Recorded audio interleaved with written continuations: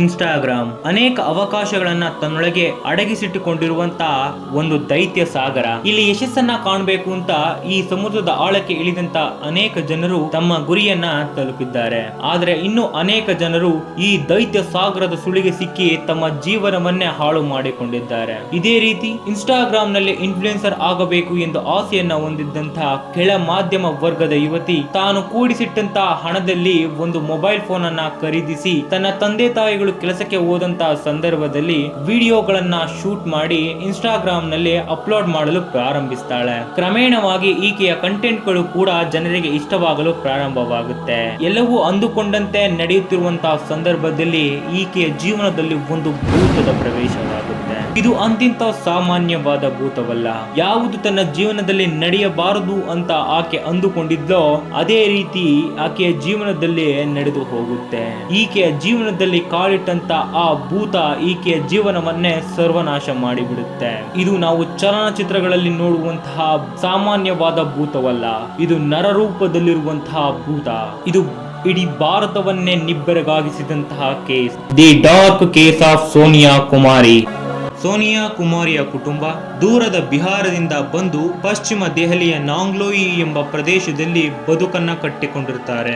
ಈಕೆಯ ತಂದೆ ಪಶು ಆಹಾರ ಮಾರಾಟ ಮಾಡುವ ಕೆಲಸವನ್ನ ಮಾಡ್ತಾ ಇದ್ರೆ ಈಕೆಯ ತಾಯಿ ಮನೆ ಕೆಲಸಗಳನ್ನ ಮಾಡಿ ಹಾಗೋ ಈಗೋ ಜೀವನವನ್ನ ಸಾಗಿಸ್ತಾ ಇರ್ತಾರೆ. ಮನೆಯ ಬಡತನವನ್ನ ಹರಿತಿದ್ದಂತಹ ಸೋನಿಯಾ 10ನೇ ತರಗತಿಗೆ ತನ್ನ ವಿದ್ಯಾಭ್ಯಾಸವನ್ನ ತ್ಯಜಿಸ್ತಾಳೆ. ಆದ್ರೆ ಸೋನಿಯಾಗೆ ಸೋಷಿಯಲ್ ಮೀಡಿಯಾದಲ್ಲಿ ಇನ್ಫ್ಲುಯೆನ್ಸರ್ ಆಗಬೇಕು ಅನ್ನೋ ಒಂದು ಆಸೆ ಇರುತ್ತೆ. ತಾನು ಸೋಷಿಯಲ್ ಮೀಡಿಯಾದಲ್ಲಿ ಇನ್ಫ್ಲುಯೆನ್ಸರ್ ಆಗಿ ತನ್ನ ತಂದೆ ತಾಯಿಗಳಿಗೆ ಸಹಾಯ ಮಾಡಬೇಕು, ತಾನು ಕಂಡಿರುವಂತಹ ಕನಸುಗಳನ್ನ ನನಸು ಮಾಡಿಕೊಳ್ಳಬೇಕು, ಅದಕ್ಕೆಲ್ಲ ಸೋಷಿಯಲ್ ಮೀಡಿಯಾ ಒಂದೇ ದಾರಿ ಅಂತ ಕೂಡ ಸೋನಿಯಾ ನಂಬಿರ್ತಾಳೆ. ಹಾಗಾಗಿ ಶಾಲೆ ಬಿಟ್ಟ ನಂತರ ಸೋನಿಯಾ ತಾನು ಕೂಡಿಟ್ಟಂತಹ ಹಣದಲ್ಲಿ ಒಂದು ಸ್ಮಾರ್ಟ್ ಫೋನ್ ಅನ್ನ ಖರೀದಿಸ್ತಾಳೆ. ತನ್ನ ತಂದೆ ತಾಯಿಗಳು ಕೆಲಸಕ್ಕೆ ಹೋದಂತಹ ಸಂದರ್ಭದಲ್ಲಿ ವಿಡಿಯೋಗಳನ್ನ ಶೂಟ್ ಮಾಡಿ ಇನ್ಸ್ಟಾಗ್ರಾಮ್ ನಲ್ಲಿ ಪೋಸ್ಟ್ ಮಾಡಲು ಪ್ರಾರಂಭ ಮಾಡ್ತಾಳೆ. ಕ್ರಮೇಣವಾಗಿ ಸೋನಿಯಾಳ ವಿಡಿಯೋಗಳು ಕೂಡ ಜನರಿಗೆ ಇಷ್ಟವಾಗಲು ಪ್ರಾರಂಭವಾಗುತ್ತೆ.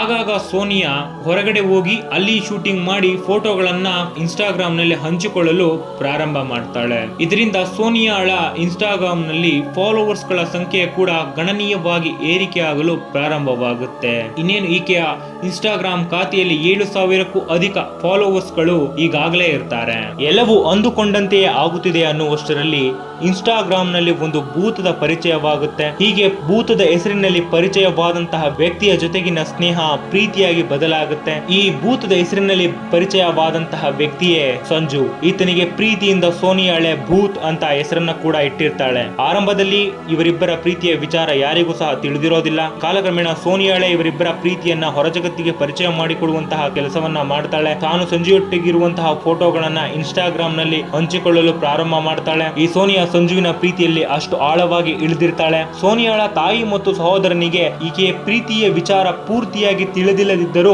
ಈಕೆ ಯಾರದೋ ಪ್ರೀತಿಯಲ್ಲಿ ಇದ್ದಾಳೆ ಎಂದು ತಿಳಿದಿರುತ್ತೆ. ಈ ಬಗ್ಗೆ ಸೋನಿಯಾಳನ್ನ ವಿಚಾರಿಸಿದಾಗಲೆಲ್ಲ ಹಾರಿಕೆಯ ಉತ್ತರಗಳನ್ನ ಸೋನಿಯಾ ನೀಡ್ತಾ ಇರ್ತಾಳೆ. ತಾನು ಒಂದು ಭೂತದ ಪ್ರೀತಿಯಲ್ಲಿ ಇರುವುದಾಗಿ ಕುಟುಂಬದವರ ಜೊತೆ ಸೋನಿಯಾ ಹೇಳ್ತಾ ಇರ್ತಾಳೆ. ಹೀಗಿರುವಾಗ ಒಮ್ಮೆ ಆಗಸ್ಟ್ 2020 ಸೋನಿಯಾಳ ವರ್ತನೆ ಎಂದಿನಂತೆ ಇರದೆ ಸೋನಿಯಾ ವಿಚಿತ್ರವಾಗಿ ಆಡಲು ಪ್ರಾರಂಭ ಮಾಡ್ತಾಳೆ.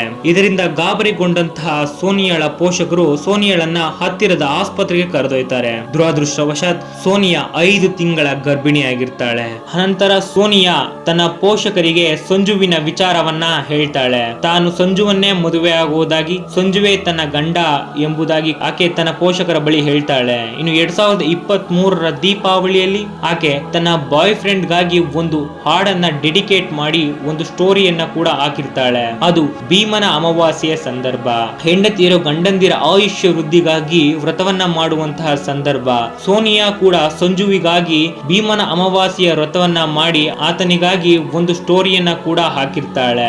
ಇನ್ನು ಇದಕ್ಕೂ ಮುಂಚೆ ಅನೇಕ ಬಾರಿ ಸೋನಿಯಾ ಸಂಜುವಿನ ಜೊತೆಗಿನ ಅನೇಕ ಪೋಸ್ಟ್ ಗಳಲ್ಲಿ ಮೈ ಹಬಿ ಅಂತಾನೆ ಬರೆದು ಪೋಸ್ಟ್ ಮಾಡಿರ್ತಾಳೆ. ಇನ್ನು ಅಕ್ಟೋಬರ್ 2023 ಕೊನೆಯದಾಗಿ ಸೋನಿಯಾ ಮಾಡಿದ ಪೋಸ್ಟ್ ನಲ್ಲಿ ಕೂಡ ಸಂಜುವನ್ನ ಮೈ ಹಬಿ ಅಂತ ಮೆನ್ಷನ್ ಮಾಡಿರ್ತಾಳೆ. ಇನ್ನು ಅಕ್ಟೋಬರ್ ನಲ್ಲಿ ಸಂಜುವಿಗಾಗಿ ಸೋನಿಯಾ ಮತ್ತೊಮ್ಮೆ ವ್ರತವನ್ನ ಕೂಡ ಮಾಡಿರ್ತಾಳೆ.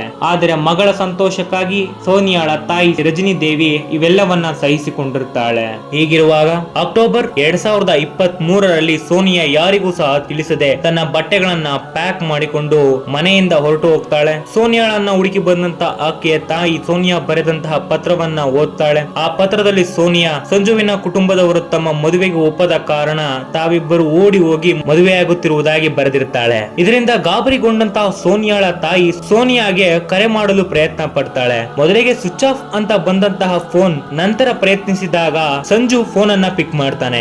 ನಂತರ ಸಂಜು ಸೋನಿಯಾಳ ತಾಯಿಗೆ ಆಕೆಗೆ ನಿಮ್ಮ ಜೊತೆ ಮಾತನಾಡಲು ಇಷ್ಟವಿಲ್ಲ, ದಯವಿಟ್ಟು ಕರೆ ಮಾಡಬೇಡಿ ಎಂದು ಹೇಳಿ ಫೋನ್ ಅನ್ನ ಕಟ್ ಮಾಡ್ತಾನೆ. ಅನಂತರ ಸೋನಿಯಾಳ ಸಹೋದರ ಮನೀಶ್ ಸೋನಿಯಾಗೆ ಕರೆ ಮಾಡಿದಾಗ ಆಗಲೂ ಕೂಡ ಸಂಜುವೆ ಕರೆಯನ್ನು ಎತ್ತಿ ಸೋನಿಯಾಳ ತಾಯಿಗೆ ಹೇಳಿದ ರೀತಿಯ ಸೋನಿಯಾಳ ಸಹೋದರ ಮನೀಶ್ಗೂ ಕೂಡ ಹೇಳ್ತಾನೆ. ಆದ್ರೆ ಆ ಕಡೆಯಲ್ಲಿ ಹೇಳುವ ಒಂದೇ ಒಂದು ಮಾತು ಸೋನಿಯಾಳ ಕುಟುಂಬದಲ್ಲಿ ಗಾಬರಿಯನ್ನ ಉಂಟು ಮಾಡುತ್ತೆ. ಅದುವೇ ಸಂಜು ಕಡೆಯದಾಗಿ ಗುಂಡಿಯನ್ನ ಇನ್ನು ಆಳ ತೆಗಿರಿ ಎಂದು ಹೇಳುವ ಮಾತು ಸೋನಿಯಾಳ ಕುಟುಂಬದಲ್ಲಿ ಎಲ್ಲೋ ಒಂದು ಕಡೆ ಸಾಮಾನ್ಯವಾಗಿ ಭಯವನ್ನ ಉಂಟು ಮಾಡುತ್ತೆ. ಸೋನಿಯಾಳ ಪೋಷಕರು ನಾಂಗ್ಲೋಯಿ ಪೊಲೀಸ್ ಠಾಣೆಗೆ ದೂರನ್ನ ದಾಖಲಿಸಲು ಹೋಗ್ತಾರೆ. ಆದರೆ ಇಬ್ಬರು ವಯಸ್ಕರಾಗಿದ್ದಂತಹ ಕಾರಣ ಇಚ್ಛೆಯಿಂದ ಓಡಿ ಹೋಗಿದ್ದಾರೆ ಎಂದು ನಾಂಗ್ಲೋಯಿ ಪೊಲೀಸರು ದೂರನ್ನ ದಾಖಲಿಸಿಕೊಳ್ಳಲು ನಿರಾಕರಿಸುತ್ತಾರೆ. ಯಾವಾಗ ಪೊಲೀಸರು ದೂರನ್ನ ದಾಖಲಿಸಿಕೊಳ್ಳೋದಿಲ್ವೋ ಆಗ ಸ್ವತಃ ಸೋನಿಯಾಳ ಪೋಷಕರು ತಾವೇ ಖುದ್ದು ತಮ್ಮ ಮಗಳನ್ನು ಹುಡುಕಲು ಪ್ರಾರಂಭ ಮಾಡ್ತಾರೆ. ಹೀಗೆ ಸಂಜುವಿನ ವಿಳಾಸವನ್ನು ಸಹ ತಿಳಿದುಕೊಂಡಂತಹ ಸೋನಿಯಾಳ ಪೋಷಕರು ಸಂಜುವಿನ ಮನೆಯ ಬಳಿ ಬರ್ತಾರೆ. ಆದ್ರೆ ಅಲ್ಲಿಗೆ ಬಂದಂತಹ ಸೋನಿಯಾಳ ಪೋಷಕರಿಗೆ ಆಶ್ಚರ್ಯವೊಂದು ಕಾಯ್ದಿರುತ್ತೆ. ತಮ್ಮ ಮಗಳು ಪ್ರೀತಿಯಿಂದ ಭೂತ್ ಎಂದು ಹೆಸರಿಟ್ಟಂತಹ